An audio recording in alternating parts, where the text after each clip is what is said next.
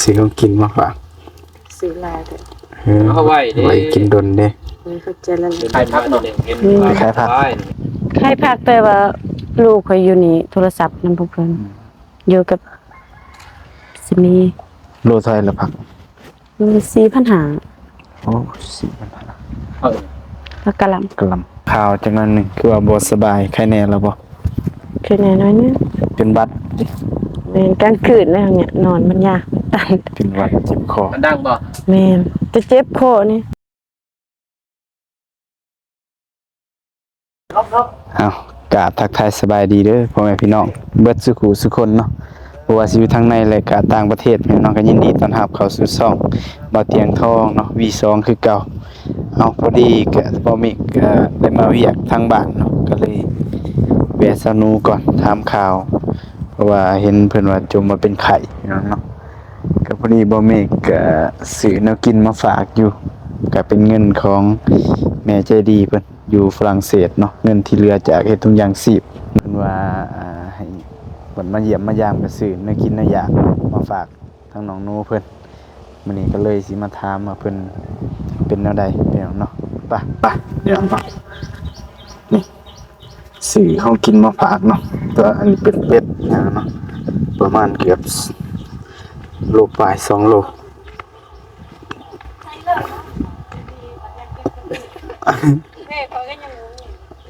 เป็นอะไร เซติคัส โอ้ สบายดี ไปเด้อ เซติคัสอ้าวผู้ไพ่ต่อ อุปกรณ์เพิ่นวะ เดี๋ยวเป็นเมาส์ บ่ทิมเนาะ กระยาเนาะเป็นที่แล้วเดี๋ยวเป็นเมาส์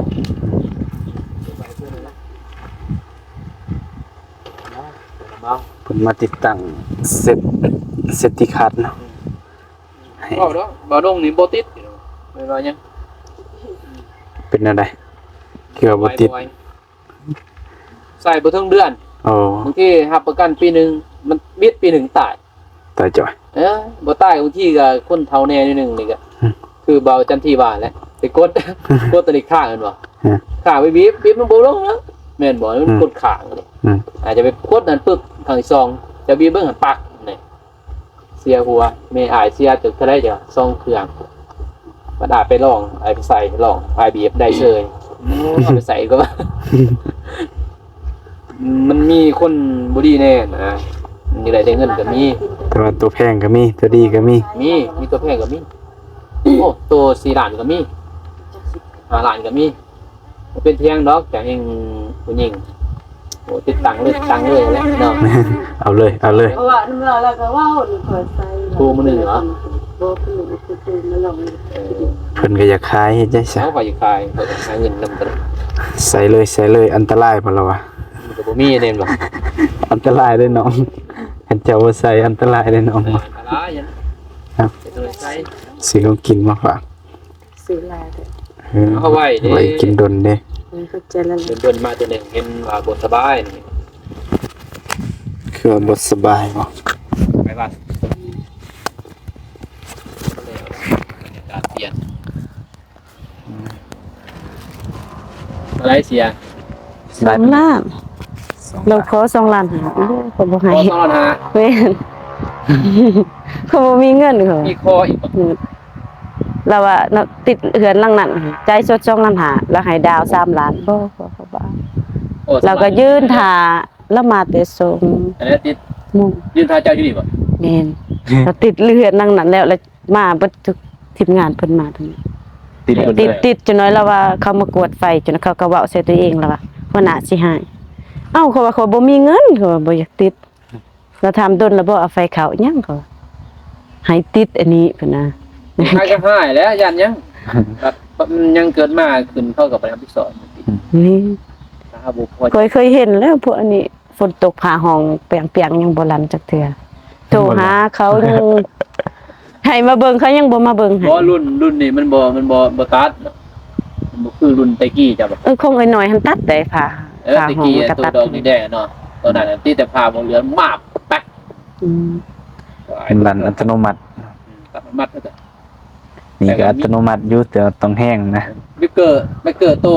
วตัดก็มีราคา 80,000 ซ้ำได้จะมา รันเองให้กัน ไว้พาห้องกระด้านเลย80,000 90,000นี่คือน้องบอกเลยบ่ลงดินหรือบ่ได้บ่ตัดเรื่องไม่เป็น เราว่าลองอยู่เทิงก็ได้เขาก็ให้เราเฮ็ด บ่ได้ ได้เนาะ บ่ได้ล่ะ จุ่มใส่ดินได้จุ่มอยู่ถึงเจ้าบ่ มันต้องลงดิน ใส่ เนาะ ดินทรายหนึ่งลงดินทรายหนึ่งมาจุ่มใส่หม้อหันเจ้าบ่ใส่ตัวบนเตาน้ำเฮาอะได้เห็นบ่เวลาต้มน้ำเลยหม้อหุงข้าวบ่ห้องแผ่มันสิมีลงดินเจ้าบ่เวลาหุงข้าวใส่ทรายดินเขาสิต่อให้โดยเฉพาะปลาเลยเนี่ยใส่ทรายดินหม้อแดงบ่ลงดินเจ้าบ่ลงดินเวลายังมีเซฟตี้คัทเนี่ยมันตัดให้เลย เออ แต่บ่ลงดินนั้นคือเก่า ใส่ได้แล้วพักเสียบก็บ่ติดนะเออสากโทรศัพท์อยู่ประจำ เว้นบอกว่า ได้อยู่แล้วว่าเราลองจุ่มอีกใส่ยังบ่ลั่น บอกว่ามันเนี่ยนี่มันยังบ่นั่นนะ คันบ่ลั่นบ่จ่าย จุ เงิน เลย เด้ นี่เนาะทำเองเนาะผมย้อนจุกันเลยเนาะแต่งมันตัด มันต้อง พาไปอยู่หน้ามันบ่ได้จุเด้มันก็เสื่อมกันเนาะสื่อมบ่ตัดมันต้องมีสายดินดี ใส่เบิดนั่นแหละ ตัดผักอีปาก ตัดผัก ตัดผักซอยโทรแต่ซ้ํ เห็นน้องนี่โทรว่าใส่น้องว่าเพิ่นว่ายังขายผักเนาะ ไปขายผัก ใครพักแต่ว่าลูกข่อยอยู่นี่โทรศัพท์นำพวกเพิ่นอยู่กับสิมี โลเท่าไหร่ละผัก 4,500 โอ้4,000 เออ ผักกะหล่ำ กะหล่ คือนี่เนาะ มันขึ้นแน่เลย คืนบ้าน เอาสักหน่อยให้โลละพันให้ลุกแต่ว่าผักงามบ่งาม ำโลละพันเนาะแจกแล้วโลละพัน บ่ได้กำไรจักดิเลยนี่แค่นี้ละนึงก็ได้6-7 ล้านแค่นั้น แต่บ่ทำงานรวงลาย เนาะไปให้แม่เฒ่าอันอยู่บ้านกาแฟ บัดปลาย เด้เนี่ยเอามาอยู่เด้ ไปเก็บ อี ขี้ ป้าเราโทรมาคันพวกเจ้าสิเอามาเราสิเลือกให้ตัวข้างหน้า ไม่ได้บางเนาะ นี่นะมื้อนี้บ่เอามาเพราะว่ากินหลายอยู่ ลายกับ มันเป็นผักหัวขาวเด้มันเน่าเฮาก็ปอกมันก็วิดอยู่ ที่ทั้งยัดใช่หรอ ไปแจกเนาะทางนั้นบ่มีกิน ที่มือลงไปเนาะ ไปเก็บ เราดีกว่าเราเก็บตัวเน่าเห็นบ่ ไปเก็บขี้ผัก อ๋อเห็น ไปเก็บขี้ผักมาล้าง ไปโอ้ยจนผู้มี เฮาก็หลายทิ่มอยู่สวนผัก เบิ่งอยู่ แต่ว่าเฮาปอกมันก็วิดอยู่บัดเฮามาขายเขาก็บ่อยาก เรา ได้ กินตัวเจ้าปอกันแหละ เออ แหม แค่บ่เห็นเรากิน นี่เขาก็เห็นคิด ต้นอายุเด็กหน่อย อืม มีกินจำเจลแล้วมาใส่ตัวผักล้างกันเน่าล้างกิน เนาแล้วล้างตัวเนาออกก็ไปลวกอะไรแกงก็กระบาดบัดทางนี้หลายโพด นี่กินบ่เบิดซะ คอกันกินนั่นแหละ ข้างไปหาสวนเนี่ยเขาก็ทิมลายเนาะอยู่สวน หลายโอ้ยนี่ก็หลายอยู่สวนมันแต่หัวใหญ่ฝนตกมันเปื่อยหักกะปะเลย อืม นี่ละเอาเมื่อแกงใส่หมู2-3 ศอกบ่ แกงให้หมูกิน นี่ บางเทื่อก็ หมูนี่กินสนุกกว่าตำแหน่งเนาะ นี่เราซอย2 ศอกเรากำลังต้มเราถามว่าพวกอายสิเอาเมื่อบ่สิจงไว้จงโลดเขาว่า อืม ต้องงามๆจงไว้ เมื่อแม่กินแล้ว นี่ เป็นแม่กินเขาเนี่ยแต่เมื่อฝุ่นเมื่อวานยันบ่ฮอดเข้าดอกฝุ่นก็บ่แม่นสิมีเด้ แม่นนั่น แต่ ในกรุงตูนก็มีพวกไปเฮ็ดผักเขาก็อยากกินคือกันอยากกินดำหัว2หัว พวกคือเดี๋ยวนี้แหละแม่นบ่ แม่น บ่ได้เฮ็ดเขาก็ให้กิน แม่นบางคนเขาก็เฮ็ดมะเขือบางเพชรเขาก็บ่ คือ ได้ อ เฮ็ ยู่ ด เพื่อนก็บ่ได้ปลูกผัก แต่ว่าก็บ่อึดดอกคนเอาไปปอน พี่น้องตาย ไปพวกเฮ็ดผัก เอาไปฝากคนละ2-3หัว4-5หัว ตลอด พระเจ้า มันเฮ็ดหยัง จากได้เสียหญ้ามะเขือแล้วบ่ โอ้ วันอะไร บ่ฮู้บ่เคยถามบ่ได้ช่วยเฮ็ด ใส่เจ้าของบ่มีบ่ สิเป็นผู้ใส่กบบ่อีหลีของอีหลี เจ้าของ มันมี3เจ้านะเขาเฮ็ดอยู่ในจักของนี่ของเรา เจ้าเฮ็ดเนาะ แม่นเจ้าเอ้า3เจ้าเท่าไหร่ล่ะว่า21ล้านบ่เจ้า เฮ็ดละ ต่อปีบ่ แม่ ต่อปี 21ล้านต่อปีเพิ่นให้ข่อยเฮ็ดเบื้องนี้บ่นะเพราะว่าข่อยเฮ็ดบ่ได้ เป็นยังไง เอ้าข่อยบ่มีทุนก็เฮ็ดบ่ได้ เอาปลูกนั้นได้เด้อ ก็ได้เฮาปลูก เออ ครับ แล้วเราหันเซาเบิดนี่เราจ่ายเงินแล้วเราให้ค่อยเฮ็ดค่อยว่าค่อยบ่มี เฮ็ดให้เฮ็ดซื่อ เฮาบ่มีทุน บ่มีทุน บ่มี ปลูก ไผสิเฮ็ดให้จังได๋ก็สีดหญ้าสีดยุงเสียหญ้าจะเบิ่งเราเสียบางทิศหลังนี่หกเลย บ่ไหวหรอก ตอนเช้าเราก็ตัดมื้อนั้นเราก็ตัดแล้วก็เสีย ปลูกมะเขือเนี่ยบ่ได้ดอก มันหญ้าอันนี้ขึ้นไว้ให้มันบ่ตายอีกจะสีดมันดื้อขึ้น เขาว่าจะสิปลูกมะเขือบ่สนับสนุนผมมันสิร่มมันบ่มีเด้อ มันบ่งามเบิ่ง เด้ เออหน้าฝนเลยราคา มันก็ขึ้นแน่ละเด้ทงละแสน โปรเซน นี่ ต้องมาเสียนใคร เหมือนทง2,000เนาะ เขาไปส่งมึงหญ้านี่พวกอีแม่ คืออะไร แม่ เอ้าบ่ขึ้นไว้แท้ พวกป้าเราเก็บเมื่อวานนี่70มื้อนี้แสนนึงอ่ะขึ้นก็ขึ้นคือมือบัดลงก็ลงก็แถวอ่ะ โอ้ลงกัน15ก็มี แม่นผักสู้คือกันแหละโลเป็ด100ผักบ่งามคือให้จ้ะ500มื้อนั้นพวกแม่เฒ่าละเล่มเซ้ย เจ็บ สิ เลย อีหยังได้เงิน 2-3 แสนเราจนอยากให้เราแฮงเฮ็ดคนเดียวอีกแม่เฒ่า ในภาคแพงๆเนี่ย อืม โอ้ถุงหนึง3-4 แสน ลงทุน ถุงน้อยๆสำนี้บ่จักยาอีกจะซื้อบ่จักปุ๋ยใส่ฉีดยาอันนี้นะ บัดดวงเอา ละไว้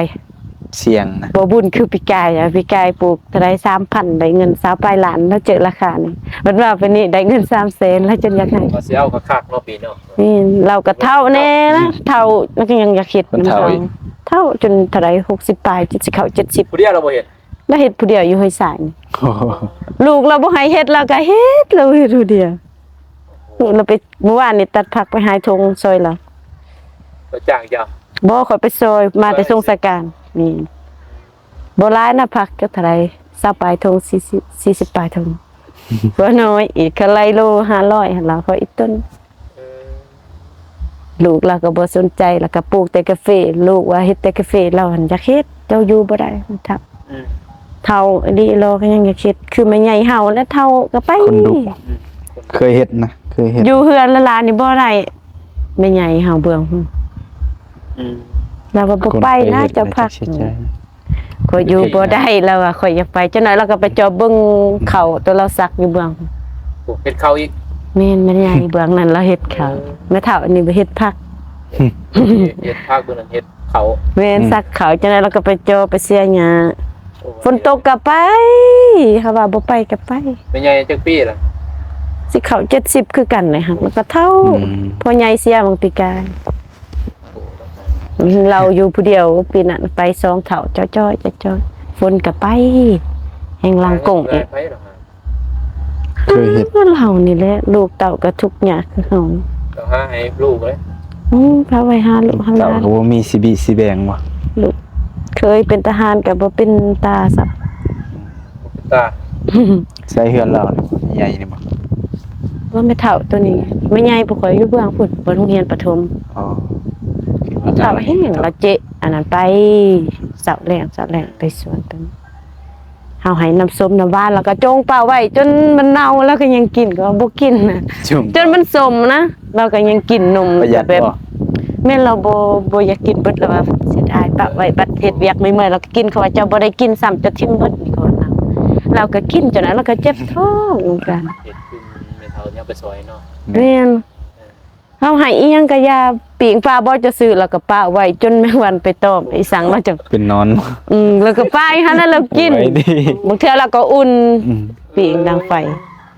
ประหยัดเด้ บ่ไหวเลยก็ได้นะ เราย่องใส่ลูกแล้วก็บ่ฟังแต่ว่ามีแต่เจ้าเลยมาให้ของกินของอยากให้ไปเวลาพวกเขาเอานมมาให้เฮาไปให้ปันให้เพิ่น จังไปแบ่งให้ แม่นมีสั่งเฮาไปให้เราแล้วดีใจ แล้วได้กินน้ำเจ้านี่แหละแล้วลูกเต่าเราบ่เคยซื้อแล้วว่าบ่มีเงินหั่นค่อยเขาก็ให้คือกันแหละเพราะว่าเขาซอยเฮาก็ปันกันกินหั่น บักมันสิบูนซื้อ นี่ มื้อนั้นอยู่ซื้อเด้ เขาว่ากินเด้ออย่าสิจงเราก็ยังจงบางเทื่อเราก็ให้หล้าน ตัวของเราเองเรากินแล้วก็ปะ2-3มื้อนม เฒ่าที่อายไปซอยเด้เนาะ อืม ขนมเมกก็โอ้เราเปิดเป๊ปซี่แต่ว่าแต่ด้นอ้าวลูกกินไม่กินได้ ก็แบบหั่นแหละแม่ใหญ่เฮาก็เท่านะบ่เห็นหุง เสียคุณไปละ เสียคุณหมดแหละแล้วก็โอ้ เฮาจนว่าบ่กินเพิ่นก็เสียดายเสีย เขา ดาย เบิ่งกันยังเขายังเลยนะ ว่านี่บ่ค่อยไปส่งสการยังเห็นเราย่างได้ไปชวน ทางเพื่อนน้องเองบ่ ข้างโรงเรียนประถมเฮือน พี่ มัน2ศพหน้าบ้านนี่ส่ง อ้าวเป็นยัง เสีย เสีย2ศพ แม่ ส่งพร้อมกันบ่ ทั้งไปก่อนแต่ว่าจูดพร้อมกันว่า อ๋อ นี่ที่คนเฒ่าที่ ผู้หนึงประมาณ60ปีผู้หนึงจักเท่าไหร่ยังหนุ่มผู้หนึงก็เฒ่าแน่แหละเป็นพญาติแน่ผู้หนึง ป่วย แม่น ผู้หนึงถึงนอกได้ยิน เออ แม่น แม่นบ่ แม่นได้ยินเขาเว้าคือกัน เมาเหล้า ถึงนอกยินสร้างเพื่อนน้องเมฆเอาเนาะ แม่ บ่เฒ่าบ่ซอง ย่างมากินเหล้าเนาะเป็นเพื่อนนอกตัวผาดคือ มันสูงขึ้นได้บ่ คอยบ่ญาตินะเอาขี่รถจักรเว้ยเป็นหยังเว้านะพอจะเว้าแล้ว เพราะว่ากินคู่มื้ออันนั้นก็ เรากินคู่มื้อเราแต่ว่าขับรถเดี๋ยวผมเป็นหยังหันย่างซื้อยังตายแล้วอย่าเว้าพออย่าเว้าก่อน นี่เป็นพอเวลาเนาะมันบ่เฒ่าไปส่งสการนั้นแล้วก็เมาอยู่หั่นแล้วก็เว้า แล้วตัวเฮ็ดเพื่อนน้องเมฆแม่น คัน เฮ็ด เสียวอีกพอ ก็ไปกับอีโพบ่ว่าไปส่งสการ แม่น แล้วไปนํกันดอกเนาะ ผู้หนึงบ่กินผู้หนึงกิน แม่น ซีโบซีเบ แต่ก็เฮ็ดเฮือนก็ นํกัน เฮ็ดนำกันเก้านี่ก็ผิดกันนี่ก็เฮ็ดผู้หนึงเมา เวียน ผู้หนึง จอดนี่เด้เจ้าน้ำนี่แหละ ผู้หนึ เดี๋ ง ยวเราเสียกัน ผู้หนึงให้นั่งตังบ่แล้วว่าเขาบ่นั่งเขาสินั่งใส่ขี้ดินเราก็นั่งเบิ่งเขาจุดคนบ้าน ไปพิมพ์สาร แล้วอดหัวบ่ได้ซะ แม่ แม่น เด้อ อยู่เบื้องอยู่ไกล ทางไปดินจี แม่น พอดีวิทย์ดินจีนี่ข้างคงดินจีมีอีกข้างนึง คนละภาค อยู่เบิ่ง ต่าง นี่ กับกินชีเวียด ภาษา คือขุดเบิดเนาะ แม่น บ่ได้พังบ่ บ่ นี่ใต้ฮุงบ่พังอยู่บ่ แม่นตายโหงกะพัง เขาบอกเอาเข้าบ้านนะตายโหง เขาวัด แต่บางที วัดก็บ่ได้เอาเข้าซ้ํเขาเฮ็ดใหม่แหละแบบว่าคนทางบ้านมัน เขาไป ตาย เลย เรียนๆกันเลยตะโตเลย นี่ก็ห้ากะพ่อปัวน่ะพ่อเอ้ยอาเสีย เขาไป บ่ทันวิทย์ดองแล้วโอ้บ่ทันวิทย์งานแล้วก็พ่อเตนี่ได้เสียเตหันบ่ทันฮอดเดือนนี่ก็2คนอีกมีแต่แบบพร้อมๆกันแบบนี้บ่ไหวเลยไปก็ว่าบ่ไหวยอมแล้วเขาจะเป็นหยังบ้านมันมีแนวเฮ็ดบ่ได้ยินเขาโซกันอยู่ภาษาเมื่อวาน โอ้หอนมือหอนยามไหม ตาย ในห้องดอกหอดเวลาเฮาเด้เพราะว่าบ้านมันลายเด้น้องหนูแต่ ก็เขาบ่ลายอยู่ คนเมืองมันลายเด้ แม่น คนเฮาเกิดพร้อมกันยังมีอยู่บ่ แม่น เขาคิดได้นั่นเด้อย่าคิดแนวมันดิ เลขเข้าหันโซกัน บ้านใหญ่แห่งใต้คู่มือ โอ้ในเมืองยังคักปาก ใน สี เมืองแห่งคักมือละ3ละ จังได๋ก็นำกลกันเลยอยู่ 4ภาษาบ่ว่างแล้ว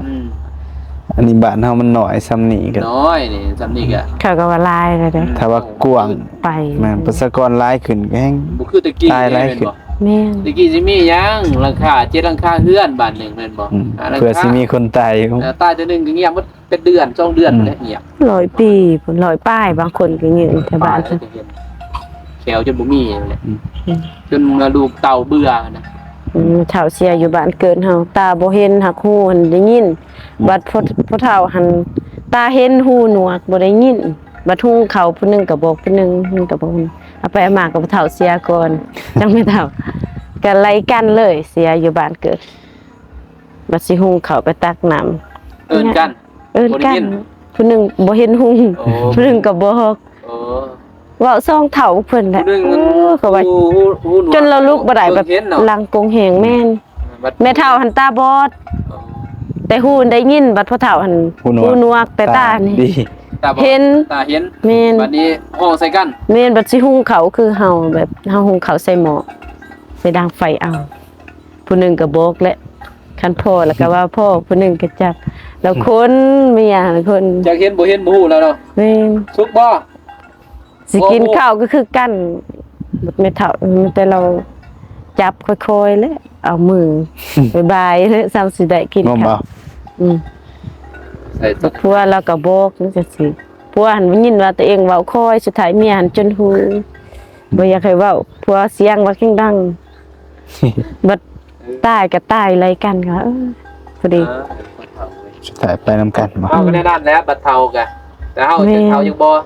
ย่านบ่ฮอดสำคือเขา ด็กมอลีก็ เอ้าเราผัวเรา105ปี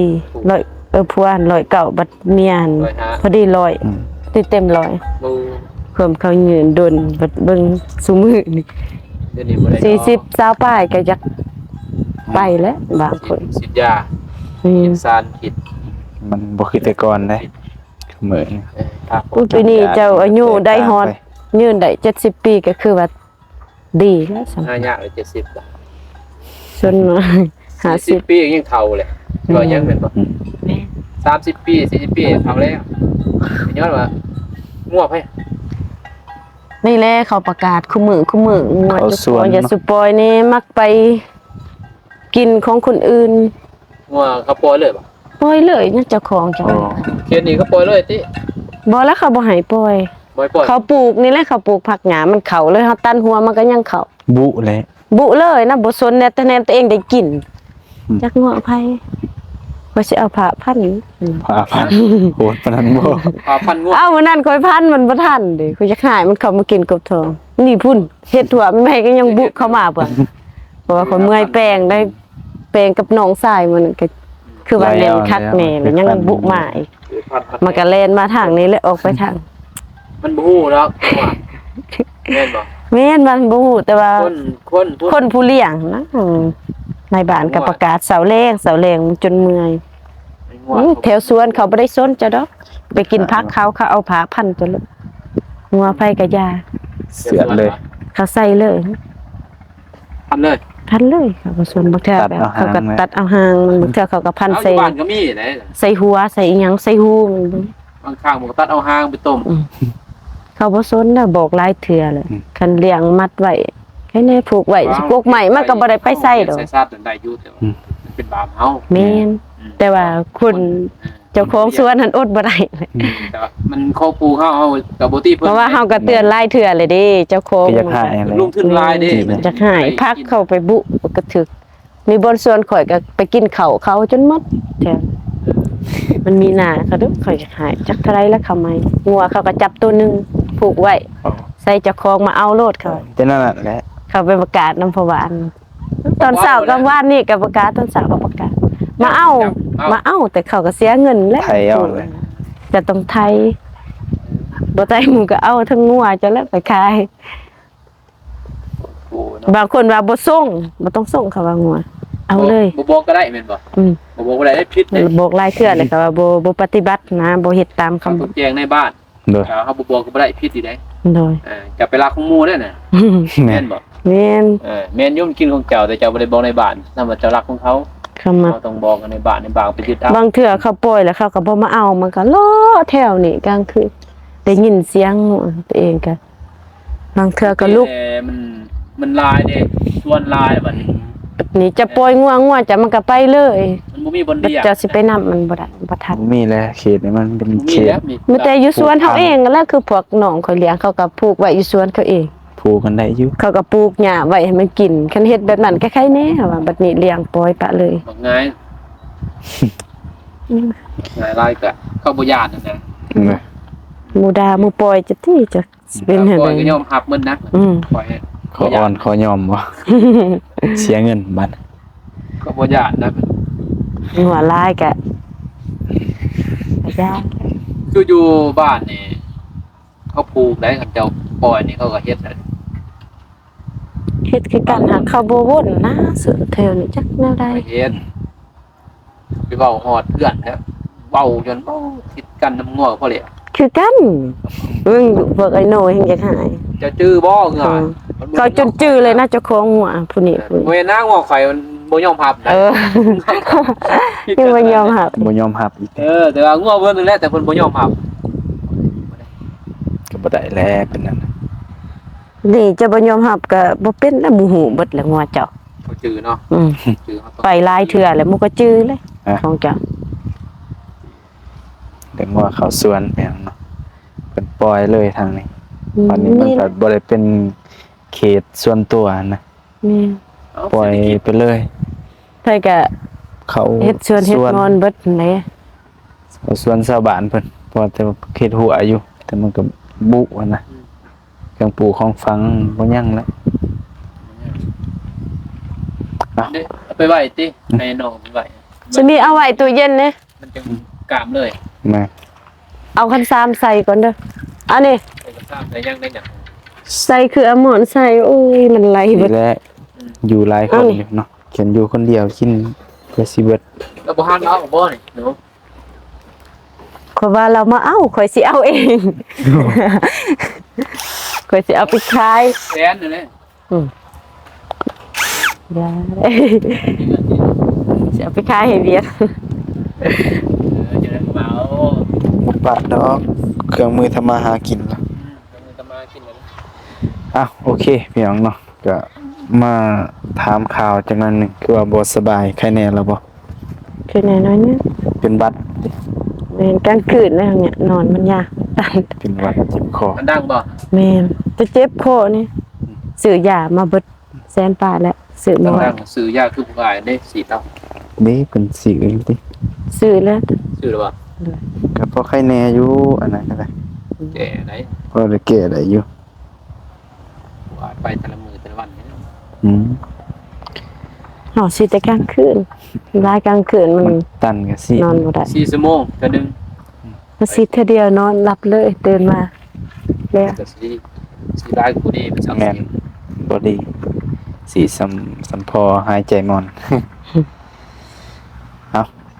ก็พอดีแม่เพิ่นนั่นแหละเนาะคันได้เข้ามาก็ซื้อแนวกินแนวอยากมาให้เพิ่นฝากเงินไว้นะเดี๋ยวแล้วเราก็ซื้อแบบเครื่องครัวเนาะกินกลุ่มรายเดือนละวันอยู่ตัวนั้นแต่ตัวนี้ก็เป็นของกินเปียกของกินสดของกินดิบนั่นแหละบ่ได้แช่ตู้เนาะ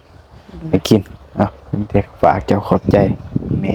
ใจดีจากฝรั่งเศสคือเก่า ได้ขับใจละลายเด้อทางไปฝรั่งเศสเด้อซื้อของกินของอยากมาตอนตลอดขอให้อยู่ดีมีแห้งให้ร่ำให้รวยให้สุขให้มาปรารถนาสิ่งใดขอให้ได้สิ่งนั้นอายุครรภ์มันยืนตลอดปีตลอดไปเด้อสาธุ สาธุตั้งบ่แม่ก็ขอบอกขอบใจหลายเนาะแม่เพิ่นที่อินดูสงสารเนาะเป็นห่วงเป็นใยทั้งครอบครัวสาวหนูเนาะบ่แม่ก็ได้เข้ามาเยี่ยมมายามก็ซื้อของมาฝากพี่น้องแล้วก็สิขอตัวไปเวียกต่อก่อนบัดนี้ใจก็ขอบใจเนาะทาง FC เข้ามาให้กำลังใจเด้อพี่น้องเนาะพบกันใหม่คลิปหน้าสำหรับคลิปนี้สบายดีเด้อ